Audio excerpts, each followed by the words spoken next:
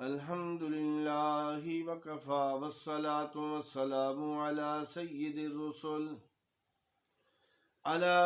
الرسل وخاتم الأنبياء أما بعد فأعوذ بالله من الشيطان الرجيم بسم الله الرحمن الرحيم اتل ما اوحي إليك من الكتاب واقم الصلاة إن الصلاة تنهى عن الفحشاء والمنكر صدق الله مولانا العظيم وصدق رسوله النبي الحبيب الكريم ونحن على ذلك لمن الشاهدين والشاكرين والحمد لله رب العالمين۔ محترم دوستو، بزرگو، آج کا جو میرا موضوع ہے وہ نماز کے متعلق ہے کہ نماز رب کریم کا ایک ایسا حکم ہے کہ جو اللہ تبارک و تعالی نے بار بار کہا ہے کہ نماز کو ادا کرنا ہے، نماز کو ادا کرنا ہے۔ نماز کا فریضہ ایسا فریضہ ہے کہ توحید کے بعد انبیاء کرام نے نماز کا پیغام پہنچایا ہے کہ نماز کو ادا کرنا ہے، اور رب کریم نے بھی اپنے قرآن مجید میں یہی کہا ہے کہ نماز کو ادا کرنا ہے، پڑھنا ہے۔ اور نماز میں فوائد کتنے ہیں؟ نماز میں سب سے پہلا فائدہ یہ ہے، برائی، بے حیائی، برے کاموں سے روکتی ہے، کیونکہ اللہ کا قرآن کہہ رہا ہے ان الصلاۃ تنہی عن الفحشاء والمنکر۔ رب کریم واضح کہہ رہے ہیں کہ نماز ادا کرو، یہ برائی سے بھی آپ کو روکے گی، برے کاموں سے روکے گی، فحاشی کے کام سے روکے گی۔ یہ کیسے روکے گی؟ یہ نماز ادا کریں گے تو اس کا مشاہدہ آپ کو خود بخود ہو جائے گا۔ اگر برائی کرے گا، نماز پڑھے گا تو برائی اس کو لعن طعن کرے گی، لوگ کہیں گے نماز بھی پڑھی ہے، یہ برائی بھی کی ہے، تو خود بخود برائی سے رک جائے گا۔ اور نماز کے متعلق اللہ تبارک و تعالی نے کئی مقام پہ حکم کیا ہے، اور چند آیات میں آپ کے سامنے بتاتا ہوں، اور نبی علیہ السلام کی فرمودات بھی بتاتا ہوں کہ نماز کی تلقین کتنی ہے۔ پہلے نمبر پر واقیم الصلاۃ، اللہ فرماتے ہیں نماز کو ادا کرو۔ دوسرا فرمایا حافظوا علی الصلوات والصلاۃ الوسطی وقوموا للہ قانتین۔ جو درمیان والی نماز ہے، یعنی عصر کی نماز ہے، اس کی پابندی کرنی ہے۔ تیسری جگہ اللہ فرماتے ہیں یا ایھا الذین آمنوا استعینوا بالصبر والصلاۃ۔ کوئی پریشانی آ جائے، دکھ آ جائے، غم آ جائے، نماز میں کھڑے ہو جاؤ، صبر بھی کرو، اور اللہ سے پھر نماز میں مدد بھی مانگو۔ اللہ تبارک و تعالیٰ آپ کو صبر بھی کرنے کی توفیق عطا فرمائے گا، اور جو آپ کی حاجات ہیں ان کو بھی پورا فرمائے گا۔ یا ایھا الذین آمنوا استعینوا بالصبر والصلاۃ۔ صبر اور نماز کے ساتھ پریشانیاں ہوں، دکھ ہوں، غم ہوں، تو نماز کو ادا کرو۔ کئی ہم نے ایسے دیکھے ہیں مسائل کہ غم ہے، دکھ ہے، فکر ہے، بیماری ہے، تو نماز کو ادا کرو۔ اور نماز ایک تو یہ فرائض ہیں، اور اس کے علاوہ نوافل ہیں۔ اللہ سے جو مانگو گے اللہ تبارک و تعالیٰ علیحدگی میں وہ عطا فرمائیں گے۔ اللہ فرماتے ہیں وَأْمُرْ أَهْلَكَ بِالصَّلَاةِ وَاصْطَبِرْ عَلَيْهَا۔ نماز خود بھی ادا کرنی ہے، اپنے اہل و عیال، بچوں، اولاد، سب کو، گھر والوں کو حکم کرنا ہے کہ نماز کی پابندی کرو۔ ان الصلاۃ تنہی عن الفحشاء والمنکر، اور نماز ادا کریں گے رب کریم برائی سے فحاشی سے آپ کو محفوظ رکھیں گے۔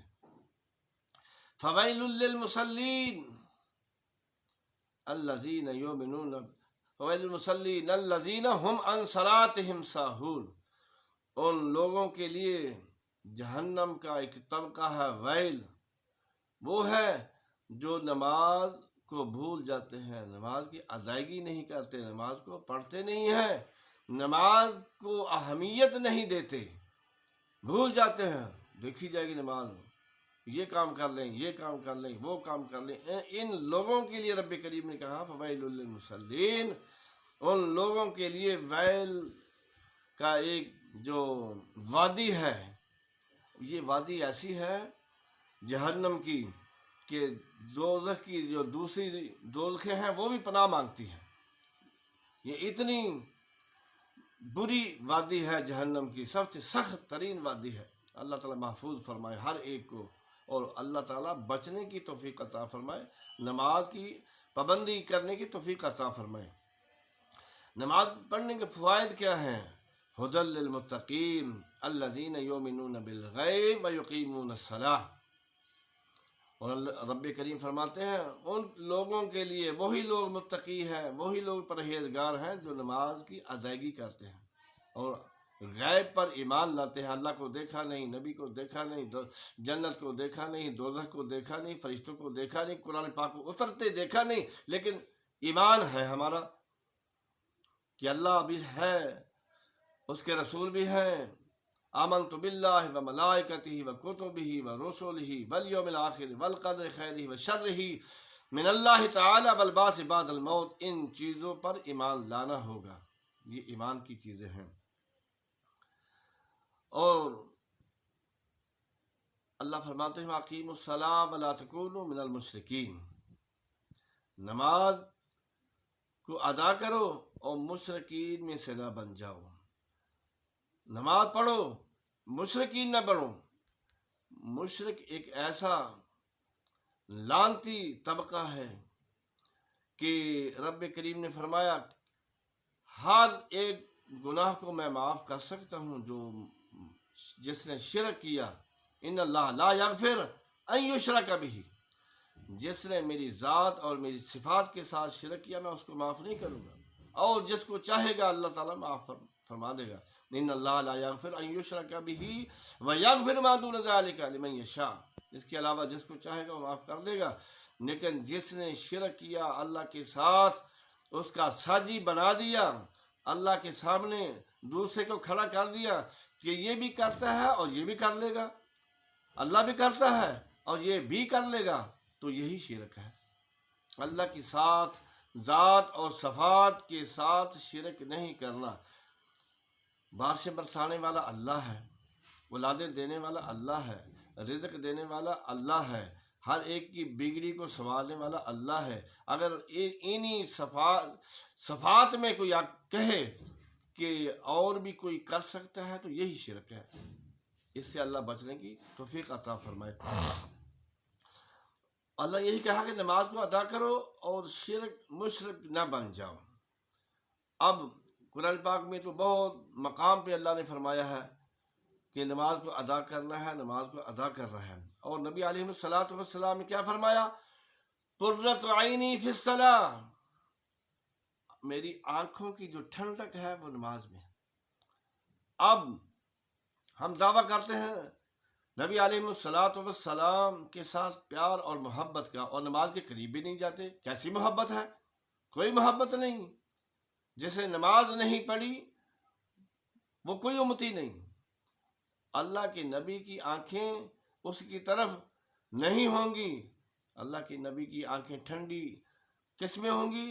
جو امتی نماز کو ادا کرے گا وہ نبی علیہ الصلوۃ والسلام کی شفاعت کا بھی حقدار ہوگا، اور نبی رحمت اس کی طرف متوجہ ہوں گے جس نے نماز کو ادا کیا ہے۔ قرۃ عینی فی الصلاۃ، اللہ کے نبی نے یہی فرمایا ہے کہ جو نماز پڑھتا ہے وہ میری آنکھوں کی ٹھنڈک ہے۔ اور سرکار دو جہاں صلی اللہ علیہ وآلہ وسلم نے بھی فرمایا ہے کہ جو نماز کو ادا کرتا ہے، اہتمام کرتا ہے، باقاعدگی سے نماز پڑھتا ہے، ہر کام چھوڑ کر نماز کی ادائیگی کرتا ہے، کل قیامت کے دن نماز اس کے نور ہوگی، برہان ہوگی، اور بالآخر نجات کا ذریعہ ہوگی، اس کے لیے شفاعت کرے گی، اللہ تبارک و تعالیٰ سے کہے گی نماز کہ اس سب کام کو چھوڑا ہے، تو یا اللہ میں اس کے حق میں شفاعت کرتی ہوں۔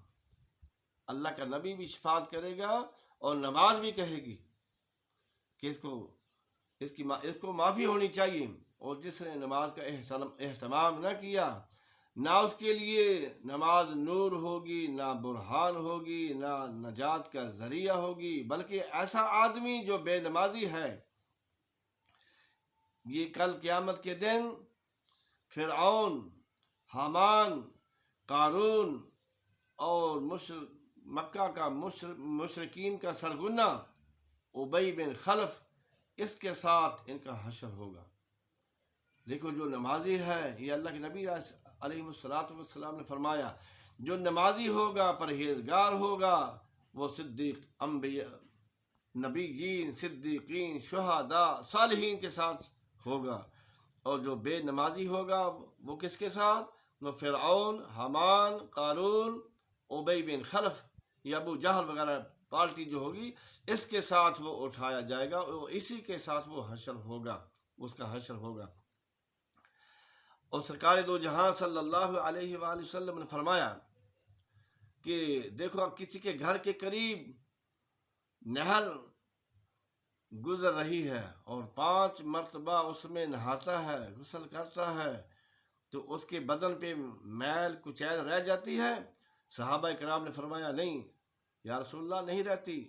اور نبی علیہ السلام نے یہی فرمایا، جو 5 وقت وضو کرتا ہے، نماز کو ادا کرتا ہے، اس کے جسم پر کوئی گناہ نہیں رہتا، وہ پاک صاف ہو جاتا ہے۔ یہ کتنی بڑی بات ہے کہ چھوٹے گناہ ہوتے ہیں، گناہ صغیرہ، اللہ ان کو معاف فرما دیتے ہیں۔ اور کل قیامت کے دن بھی سرکار دو جہاں صلی اللہ علیہ وآلہ وسلم نے فرمایا کہ جو اللہ کے حقوق ہیں، حقوق اللہ، ان میں سب سے پہلے جو سوال ہوگا وہ نماز کے متعلق ہوگا۔ روز محشر کے جان گداز بود، اولین پرسش نماز بود۔ سب سے پہلا جو حقوق اللہ کے بارے میں سوال ہوگا وہ نماز کا ہوگا۔ تو بھائی نماز کا اہتمام کرنا چاہیے، نماز کی ادائیگی کرنی چاہیے، یہی ہماری مسلمانوں کی شان اور عظمت ہے۔ اور سرکار دو جہاں صلی اللہ علیہ وسلم نے فرمایا کہ الصلاۃ معراج المومنین، نماز جو ہے مومن کی معراج ہے۔ نماز ادا کرے گا، یہ معراج، اس میں اللہ تبارک و تعالیٰ 5 وقت نماز پڑھیں گے، 5 مرتبہ معراج ہوگی۔ اس میں کیا کیا ملتا ہے یہ پڑھ کر دیکھیں۔ اور نبی علیہ السلام نے فرمایا، الصلاۃ مفتاح الجنہ، جنت کے دروازے کو کھولنا ہے تو نماز کھلے گی۔ نماز کو ادا کریں گے، یہ چابی ہے، جنت کے لاک کی چابی ہے، تاڑے کی چابی ہے۔ تو نماز ادا کریں گے تو جنت میں داخلہ مل جائے گا۔ الصلاۃ عماد الدین، نماز جو ہے دین کا ستون ہے۔ من اقامہا فقد اقام الدین ومن ہدمہا فقد ہدم الدین، جس نے نماز کو قائم کیا اس نے دین کو قائم کیا۔ لیکن ہم کیا ہیں، نماز کے قریب نہیں جاتے، نماز پڑھتے نہیں، کیا بہانے بنا لیتے ہیں، پھر پڑھ لیں گے، پھر پڑھ لیں گے۔ ان الصلاۃ کانت علی المؤمنین کتابا موقوتا، رب کریم نے فرمایا کہ نماز کو وقتوں پہ پڑھنا چاہیے، یہ اللہ کا حکم ہے۔ اللہ تبارک و تعالی ہم سب کو نماز کی پابندی کرنے کی توفیق عطا فرمائے، آمین۔ وآخر دعوانا ان الحمد للہ رب العالمین۔